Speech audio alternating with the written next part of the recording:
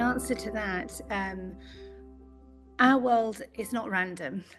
It has many different cycles, and nature is the best example of this.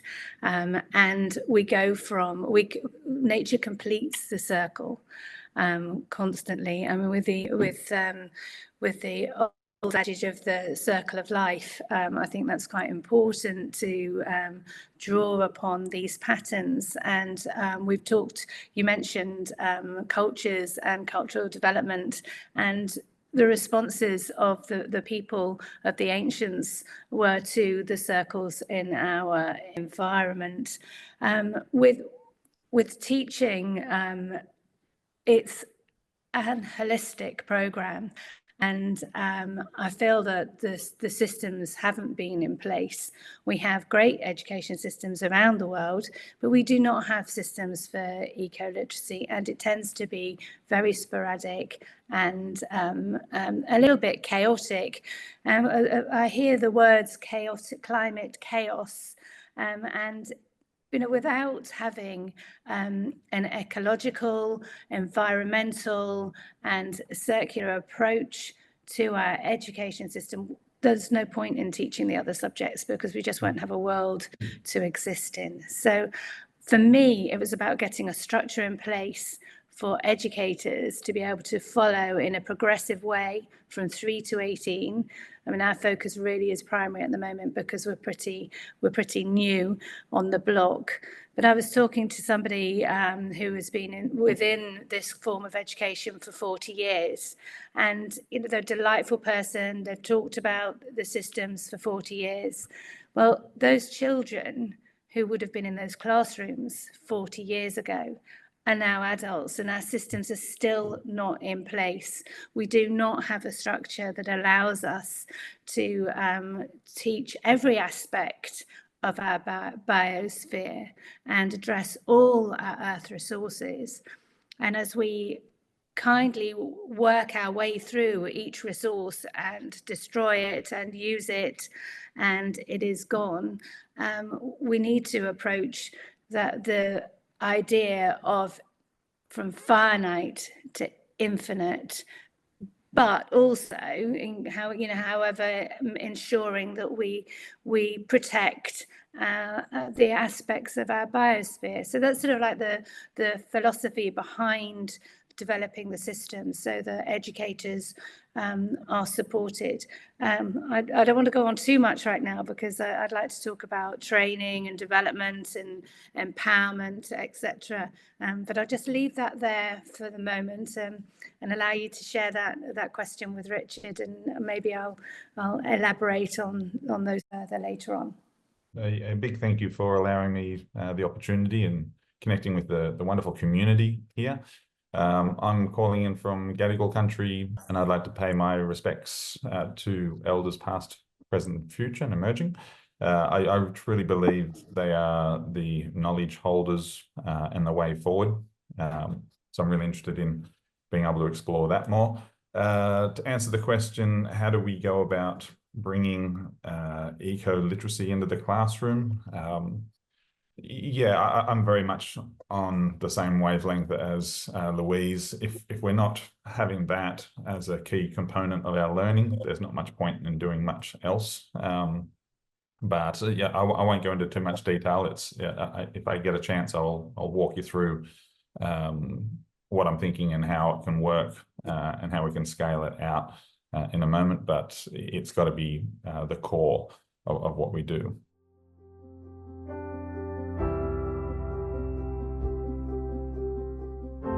Okay, so the main structure of the website is based around a curriculum model that allows for 12 pathways for learning.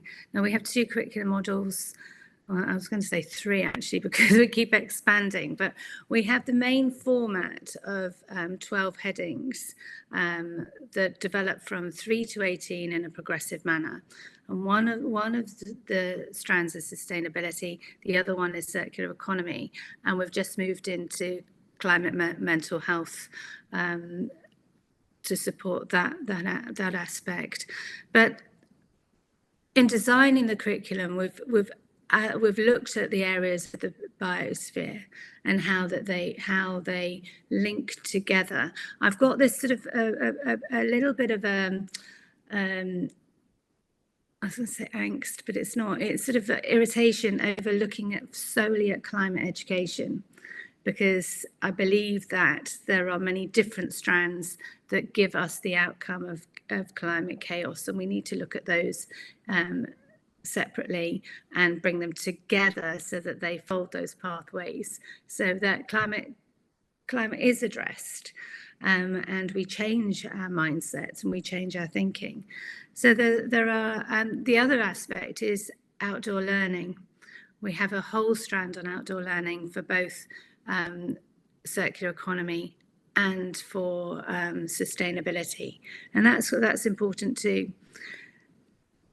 I also believe that we need to make it so that it's eclectic, because not everybody enjoys or responds to the same areas of the curriculum, and otherwise we wouldn't have maths specialists, chemists, artists, etc. So I do like the holistic approach of STEAM education, so that we like the A, we like the arts within it, because it allows you to reflect on all areas. And also when you're looking at design and technology, that creativity comes from that artistic brain. And when, say, you're looking at, for instance, I look at the work where my boiler was fitted, and I look at the pipe work and the creativity and the skill that was used to make that fit into that space. Hopefully we'll be changing to very soon to solar power and green energies. But when you look at that design and technology within, there's an artistry and there's that creative thinking. So I wanted to embed that idea of challenging creative thought, questioning, inquiring, and exploring within the curriculum. And that was influenced very much by teaching in many different curricula across the world. I've worked in the International Baccalaureate, the International Primary Curriculum, the English system, the American system, Scottish system. And there are systems throughout the world, but the idea of this creativity launched the structure in itself. Then the other aspect was empowering teachers, giving teachers a structure to work from, because I've walked into schools and I've seen student teachers delivering an aspect of sustainability, and it's been good, but there's been certain aspects that I've been, oh, this isn't subject correct, or but you can't.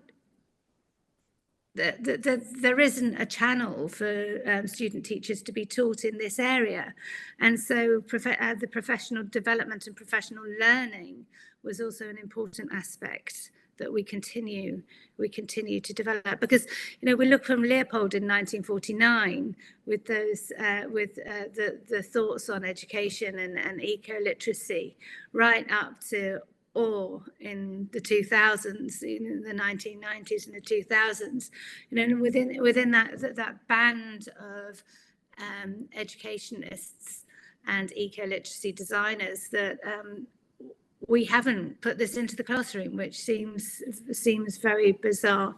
The other aspect was making, there are the confines of different curricula around the world, and I know right now, for instance, in England and in Scotland, there are lots of discussions about changing the curriculum, and there's a lot of talk, and the talk goes on and the policy gets created, and this goes on and on and on, and it could be another 5 years before it's actually in schools. And this was the other thing, it was like there is an emergency in this. So the easiest way to get the curriculum into school was to start aligning, create the basic footprint, and then start aligning it to curricula around the world, so that a teacher could slot it in and start embedding sustainability into the curriculum now. I'm just going to give you a brief example. For instance, in the English curriculum, there's a whole section, for instance, in history on the Tudors. Now, a great link into sustainability is to look at a Tudor midden and compare it to a landfill outside Birmingham or Newcastle or wherever, and look at the difference in types of waste that is being dumped. And that's a great start for looking at cultural change and development and resources and innovation and questioning. And so that gives us a platform. I have no idea actually if I've answered your question fully, because I've just got embedded into talking about the curriculum. But the idea is that we've got a structure there's professional learning, that teachers can take the curriculum and they can start using it in the classroom now without having to wait for policy and government. And also looking at the way that different young people like to learn. We're giving the opportunity across the spectrum of STEAM to access sustainability and working towards keeping our biosphere infinite. I suppose I should state I've got a conflict of interest with all of this. I have 2 young children and a family, so anything I do is pretty much driven to make sure they've got a planet to live on.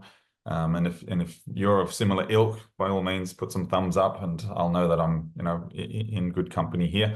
Yeah, Uprising is simply an extension of what happens in the design and technology classroom. So very much to your point, Louise, it's really encompasses everything that STEM does, brings in all of that creativity, is transdisciplinary, and allows student the opportunity to create a solution to their local social or environmental problem.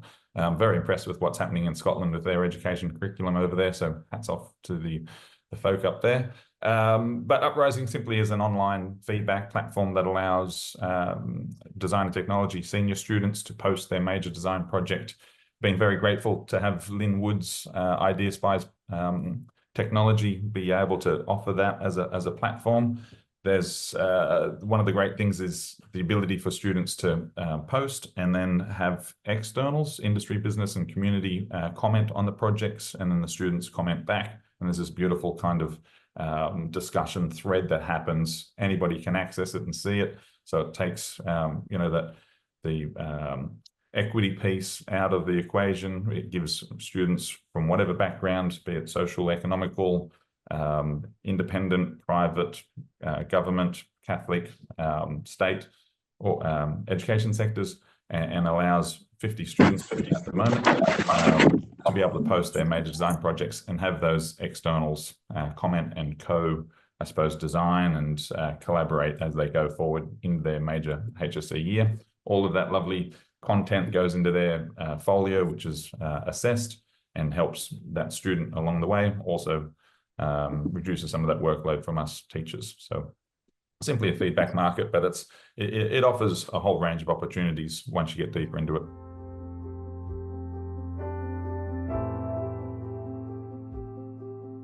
I'm just curious as to how language and I suppose the semantics around words have separated things, how we now look at a rock and we name it and then we work our way down into whether it's a conglomerate or a sedimentary rock. Why are we putting more and more categories around things? And that expands into the different subjects. Sure, you have to have specialties and you be able to dive deep into those areas.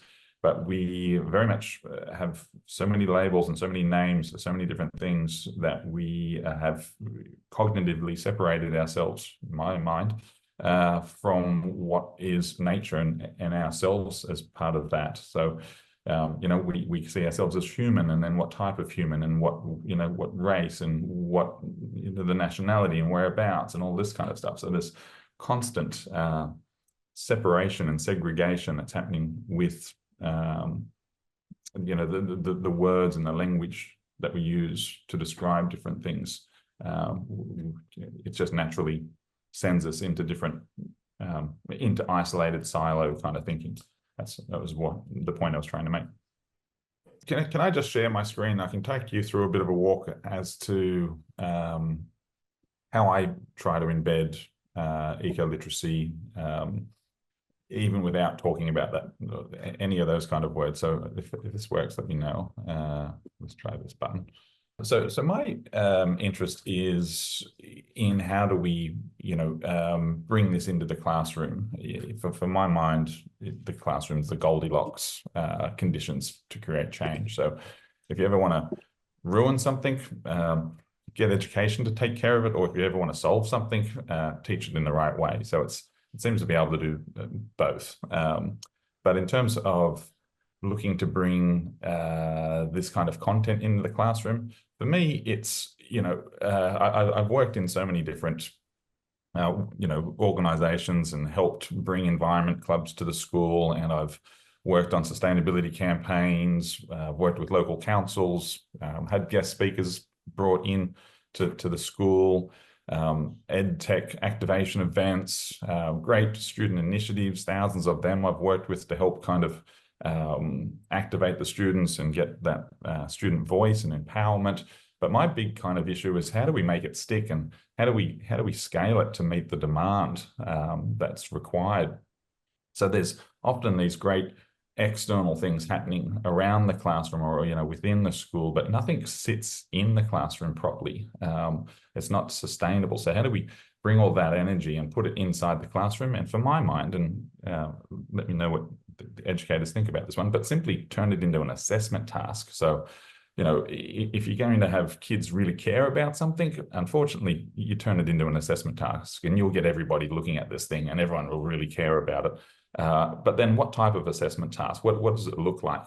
For me, coming from the design technology classrooms, that's a little bit easier because we train them into being critical thinkers and to be really reflective and evaluate the success of their projects to the point where they have to write the criteria for success. And there's a whole bunch of metrics in there that says, is your solution actually appropriate? Have you added value to the situation that you're trying to solve, or is that solution that you're creating going backwards? So in this landscape, it's primed for something like this. And the design and technology teachers out there, they would love to be able to share what happens in our classrooms, because it's just absolutely amazing. But let me kind of take you deeper into this little one here. So design technology students, they have to choose materials when they're making their projects. But what type of materials, do we want them using? The teachers and the students are out getting these materials to make their projects. So we should try and get them to look at the circular economy and choose materials from the circular economy. That way you're actually helping connect these pieces and connect the design industry to the circular economy. And of course, mums and dads who are helping with these projects get connected with this circular economy, with the materials, with the project that the student's trying to create. So in effect, you've already kind of closed this loop of thinking and you're bringing these concepts into the lives of all of those players in this piece. But what type of materials? Obviously, you would be wanting to look at regenerative materials. So let's take it maybe a step up from the circle, or at least have reclaimed materials. But imagine bringing regenerative materials into this equation. That would be really exciting. But for me, then it's a matter of who determines what is best for this environment. If you're creating solutions and products that are helping to regenerate, what is the meaning of that in terms of best? Who gets to decide on that one? And for me, the answer comes back to designing with country. So if you're looking at a holistic approach here in Australia, the 60,000 years worth of wisdom is something that is incredibly unique, and it should be the guide to a lot of these questions, for my mind. Because the ultimate goal here is to heal country. So designing with country to heal country. And you can see how that assessment task now is a real powerful tool to kind of embed some of this thinking. So I might just quickly take you through a little bit more depth in this, and then I'll zoom back out and you can hit me with some questions. But so you've got your design students, you've got your design technology teachers, your circular economy materials, local economies, and you can work your way way around to this full loop here. But a real quick tour of what it looks like and feels like for that student and that teacher experience. and how those materials are really leading the conversation around. So you've got the students being exposed to these new ways of thinking. They become part of that community. They use all that feedback, obviously, in their folios and all of that work. They can, the teachers, again, are connecting with a greater sense of community and with those regenerative materials, or at least the circle materials.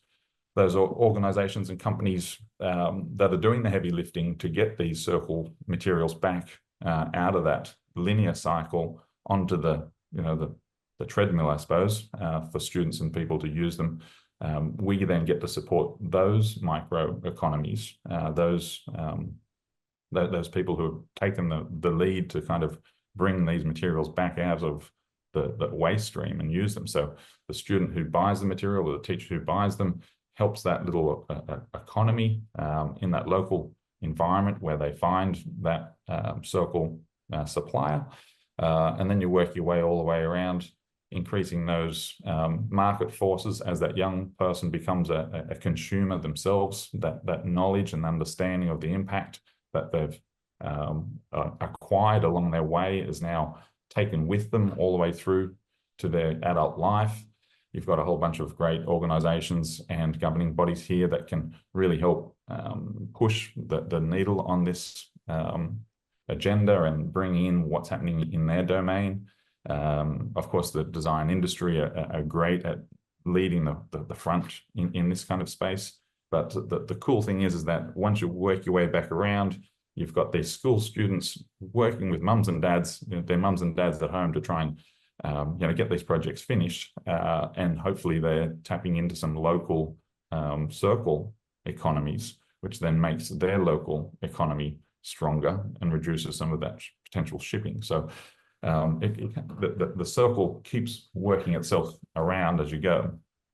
But the nice little end one there is, the mums and dads and these families are now more aware of these emerging career paths that they could be sharing with other members of their family as this journey unfolds in front of them. So the major design project as an assessment task, or even earlier on in the different years, if you've got an assignment, you're going to bring in all of these stakeholders. You're going to bring in everybody along this pathway simply by moving that lovely aspiration deeper and into the actual classroom through that pathway. So that's a little bit of my answer, I think, to that question. I just wanted to pick up on the systems thinking, which I found quite interesting, because we need these systems thinking throughout. And one of our biggest problems at the moment is that we don't have the systems for our earth resources. I have a big beef about the P word, plastics, because we've got 8.6 billion tons approximately that has been produced since the 1950s, and that, do we want to be burning it, incinerating it into our atmosphere? We do not want it in our waterways, and we certainly don't want it in our landfill. So we need to deal with this. We don't need to be producing anymore. We need to deal with this. And the same with many aspects of the products that we use. For instance, card and paper, that's something we use in schools all the time, and we also need to remember that we have carbon and methane as our two main greenhouse gases, and how we deal with our systems to cope with our waste is incredibly important. And I think that that's something that ecologically we haven't got that in place. And there's an awful lot of talk about getting rid of certain resources that we use that are emitters and pollutants, etc. But we're not creating systems to deal with what we have. And the same with our education, that we need to have the processes in place and have those systems in place. the wonderful thing about an eco-literacy curriculum is that you can be, and Richard mentioned about that interdisciplinary interconnectedness, and that is an absolute key to this, that within our biosphere, biodiversity naturally interconnects. You know, one thing we know as we talk about our oceans and the glaciers, that all these aspects, they interconnect, whether it's plankton, whales, acid in our waters, you know, the globe interconnects, and we need to do that with our education, and we need to understand that our urban planning and our urban transport plays an important part to our climate adaptation and changes, and we also need to understand that with aspects of about biosphere. So this is why we've identified key areas like waste management, water conservation, urban transport, and design. And the idea is that even now as a school, if you feel that you can't take on our curriculum because of the confines of your government policy, you can take an aspect and run it through. A wonderful project I'm going to pick on urban transport and design is that you could run that throughout your school as a project from 3 to 18 if you're a through school or a primary school or a high school, and have that as a theme, and take those on rotational themes throughout your semesters or terms. So the idea is that the curriculum is as adaptable or as creative as you want to make it or use it, and it's really just a platform there to help yourself. And the other key thing is that I have a passion about teachers not buying their own resources. There are many websites out there where a teacher can subscribe and get hold of a resource or a tool, but they have to pay £50 a year or £100 a year to access. And there aren't many careers in this world where you have to buy your own tools. So that's something that is really important to me, is that our resource itself remains free and accessible to all teachers around the globe. And the other thing is that you know, the email, if you could put the email address up, that would be great, because I would love teachers to be talking to us, to say, actually, this doesn't work, we want to try this. Can you make something that would fit into this area related to our country, our culture, etc.? And we will try.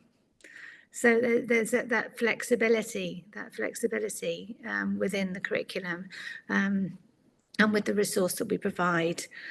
And we would like our peers to help collaborate and join us on this journey. I want to talk about particularly the characters. We've developed a series of cartoon characters, they're more for primary age children. We're working on the way that we present to secondary, but the idea that you can identify with an earth resource, that you can then research that and include that in your school community, gives a sense of belonging. We've tried to make our characters as varied as possible so that they cover different gender, ages and ethnicities, so that young people can identify with them. We're hoping that they get embedded into the school culture, whether if you have house teams or class groups or within, I mean, I know that there are a lot of young people that are involved in eco schools. So we see this as a vehicle to help access all different kinds of learning, not necessarily just the curriculum model. I think that, you know, there is a synergy in all of this, and you know, as I'm looking at the chat, we've got lots of people who are involved in that idea of ecological literacy and our environment. And this is what we felt also as an organisation, that there are lots of avenues out there, and it's very difficult for an educator to find the right route or the right platform to work your way through all of these opportunities. And one of the things that we do on the website is that we have an educational partner. And if your organization is a not-for-profit, you're not engaging in making financial gain from it, we add you to our educational partner page, because the idea is that the educators can come on and they can say, right, okay, there is this organisation that deals with farming. This is this organisation that deals with sustainability in the landscape. There is this organisation that deals with packaging, fuels, industry, etc. So that it's easier for an educator to navigate their way around the resources that are out there, because there's billions of pounds spent on educational resources. There are an awful lot of people that are involved in the process, and there is some good quality and there's some lesser quality out there. But we would like to be a central hub for those organisations. And back to what Richard's saying about the systems, I mean, he gave a perfect example of systems and an approach that looks absolutely marvellous and worth sharing within the educational community. So I think that is important. There's lots of political aspects with this as well, economic aspects that cause quite a lot of concern. But we need to be on a positive footing and give a positive platform to give hope, actually, to take that eco hope from a mental health point of view forward.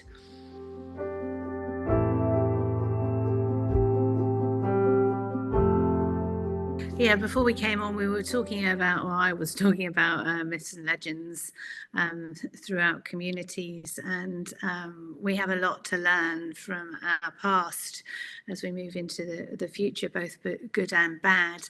I come from a very rural background. I spent my life outside in the countryside, enjoying the world. And I was sharing with somebody the other day about how I used to walk the fields with my grandfather, and he would share with me where the natural springs were in the fields. We would talk about the plants and the flowers and how everything was interconnected. We talked about weather and clouds, and I had a very, very, very fortunate upbringing in that I was able to experience that real connectedness with nature.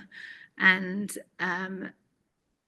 the way that I think that as you live through this as a child through the 60s, 70s, as an adult in the 80s and the 90s, you suddenly come to an understanding of the destruction that we've caused from this, looking at violets and blackberries in the hedgerows, which sounds incredibly idealistic, to the actual devastation that I was witnessing just recently with iceberg graveyards in the Antarctic, and the news today about the glaciers in Switzerland we've gone too far. We've gone too far with the glaciers. I think that having that knowledge and the experience, the balance between that experience and developing that critical thinking in our young people is incredibly important. So moving along from that little bit of flowery memory of a child into the positivity of working in an ecological way, today, and creating that circular nature that we have, that nature gives us an example into our world, is incredibly important. And I've actually lost my, I know what I was going to talk about. I was going to talk about the way that we lead into project-based learning in the primary setting. In many of the different curriculum models around the world, one of the ones that I really like is the CAS project, which is a community action project from the International Baccalaureate. And the young people are taking on projects and making an impact within society. When I was teaching in Indonesia, there's a school called Sekolah Bisa. Sekolah Bisa was created by the CAS project students. They created this school. They developed the building in natural materials. It is for street children. It won great awards. It's worth looking up. It won the Peter Ustinov Award. And these young people developed the education system, the tools for the learners, and was bringing in street kids into school and developing curriculum. And they were teaching too. That was just one example of community action, but within the environment and with the resources that were available, and the impact that young people can have themselves on other young people when it comes to developing learning. But also it's about we use phenomenon questions, where we set a question, we pose a question and ask the young people to think about it in a way that would be circular, that would be regenerative. One of the key focuses of we call them the 10 R's, where we're looking at all those rewords: recycling, reusing, regenerating, etc. And all these aspects are within the curriculum to give a structure. And when you look at nature has a structure. So education needs to have that structure, and our teachers need to. They want and they need the resources to help them do the job, and that's the idea of the academy.